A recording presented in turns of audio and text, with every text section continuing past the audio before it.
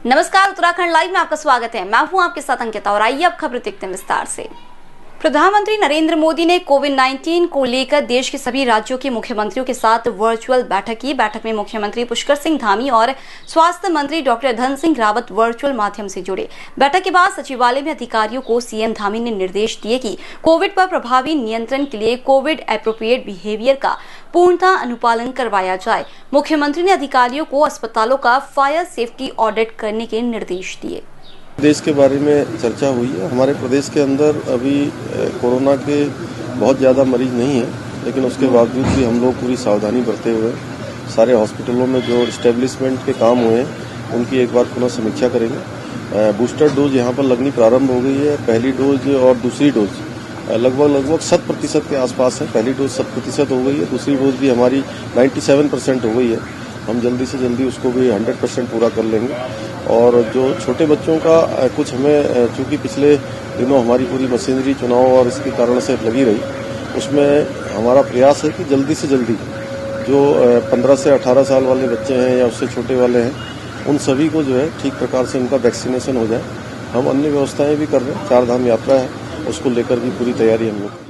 उत्तराखंड में आगामी 3 मई से 4 धाम यात्रा की शुरुआत होने जा रही है। इस यात्रा के दौरान कांग्रेस अब पूरी तरह से हिंदुत्व पर फोकस करने जा रही है। हाल ही में उत्तराखंड कांग्रेस की कमान संभालने वाले करण महरा अपने गढ़वाल दौरे के दौरान केदारनाथ और बद्रीनाथ धाम के दर्शन करने जा रहे हैं।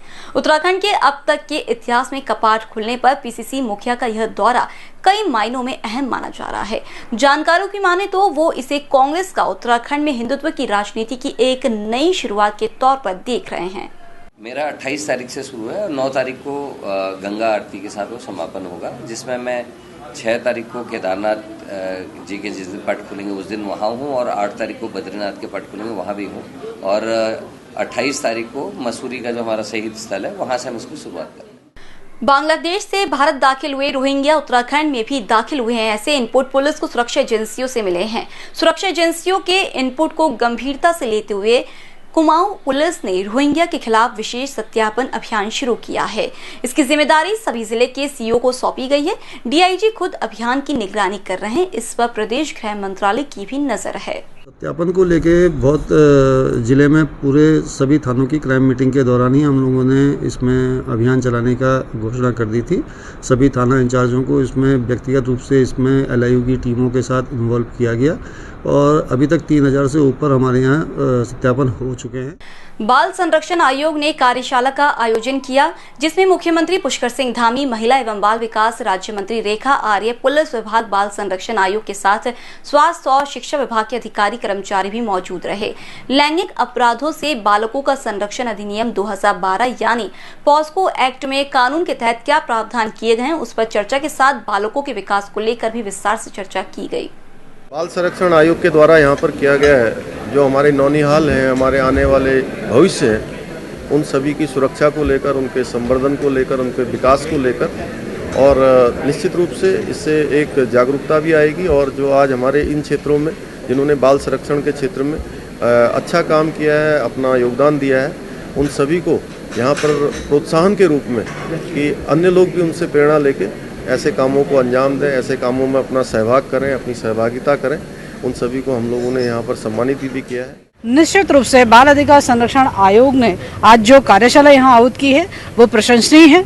आवश्यकता है इसको बिल्कुल जिले के न्याय पंचायत स्तर पर ले जाने की, ताकि बच्चों को ठीक प्रकार से जानकारी हो सके कि गुड टच क्या होता है, बैड टच क्या होता है और किस प्रकार से जो है उनको ये मालूम हो सके कि सरकार ने उनके चाहे पहनने से लेकर, भोजन करने से लेकर, शिक्षा से लेकर, स्वास्थ्य से लेकर जो उनका अधिकार है उसके बारे में ठीक प्रकार से जानकारी प्राप्त कर सके। वो अवेयरनेस के प्रोग्राम करने का जो है मैंने बाल अधिकार संरक्षण आयोग से अनुरोध किया है और मुझे लगता है कि आने वाले समय में अधिक से अधिक अवेयरनेस प्रोग्राम के माध्यम से हम अपने बच्चों को और सुरक्षित यौन शोषण के मामले में सुरक्षित कर।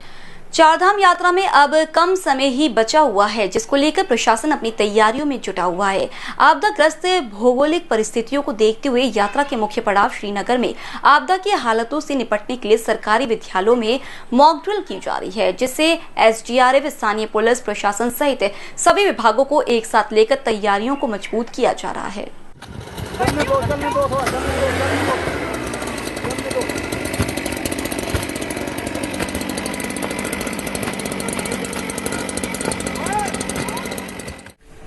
उत्तराखंड के आपदा प्रबंधन प्राधिकरण द्वारा चारधाम यात्रा मार्गों में विभिन्न जनपदों में और सब डिवीजनों में आपदा संबंधी मॉक अभ्यास कराए जा रहे हैं। जिसी क्रम में आज श्रीनगर तहसील में भी मॉक ड्रिल कराई गई, जिसमें IRS के स्पेशलिस्ट श्री BB गणनायक जी मौजूद थे और इसके साथ ही हमारी SDRF की टीम, फायर की टीम, थाना की टीम और संबंधित जितने भी प्रशासन के अधिकारी होते हैं उन सब की आज मीटिंग ली गई और उन्हें ब्रीफ किया गया। उसके बाद केंद्रीय विद्यालय में भूकंप संबंधी मॉक ड्रिल कराई गई। हाल ही में हाईकोर्ट नैनीताल ने शिकायतकर्ता काजी निजामुद्दीन की याचिका पर सुनवाई करते हुए मंगलोर विधानसभा से निर्वाचित बसपा विधायक सरवत करीम अंसारी को नोटिस जारी किया है। चुनावी शपथ पत्र में शैक्षणिक योग्यता, आय और संपत्ति का ब्यौरा सहित कई महत्वपूर्ण तथ्य छुपाए जाने की शिकायत पर कोर्ट ने बसपा विधायक से जवाब मांगा है। पूर्व कांग्रेस विधायक और राष्ट्रीय सचिव काजी निजामुद्दीन ने प्रेस वार्ता कर बताया कि निर्वाचित बसपा विधायक के खिलाफ हाई कोर्ट में याचिका दायर की गई है। ये इनकम टैक्स ये अदा नहीं करते, इन्होंने दिखा रखा है। पिछले 5 साल में इन्होंने कोई इनकम टैक्स अदा नहीं किया जो इस फॉर्म के हिसाब से शपथ पत्र इन्होंने दिया है। तो अगर कोई शख्स इनकम टैक्स अदा नहीं कर रहा और उस बीच में मॉल खरीदता है, मॉल बनाता है, 35 बीघे ज़मीन खरीदता है और देहरादून में फ्लैट खरीदता है, तो ये सब काला धन है। और जो पिछले 2012 से 17 के बीच में भ्रष्टाचार इन्होंने किया उसका जीता जागता प्रमाण है। और मंगलौर को और मंगलौर की जनता को इन्होंने गलत शपथ पत्र चुनाव आयोग में देकर जो बरगलाया है और अनड्यू इन्फ्लुएंस इन्होंने किया, उसके विरोध में हमने यहाँ पर चुनाव इलेक्शन पिटीशन हमने दायर की और उम्मीद करते हैं कि हमें अपने भारतवर्ष के न्यायालयों पर पूरा विश्वास है और वो सही निर्णय होगा और इनका चुनाव बहुत जल्द रद्द होगा। फिलहाल उत्तराखंड लाइव में इतना ही। आप बने रहिए EMS टीवी के साथ। नमस्कार।